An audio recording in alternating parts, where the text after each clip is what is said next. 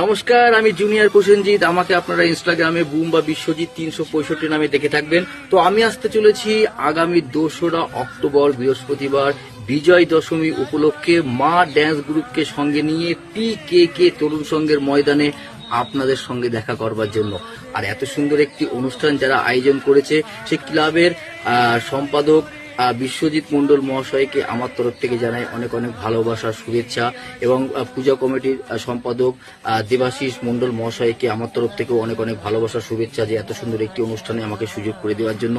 আর বিশেষভাবে আমি ধন্যবাদ জানাবো মা ড্যান্স গ্রুপের যে কর্ণধার অলোকেশ ভাইকে এবং সাথী বোনকে, যে এত সুন্দর একটি অনুষ্ঠানে আমাকে আমন্ত্রণ করবার জন্য।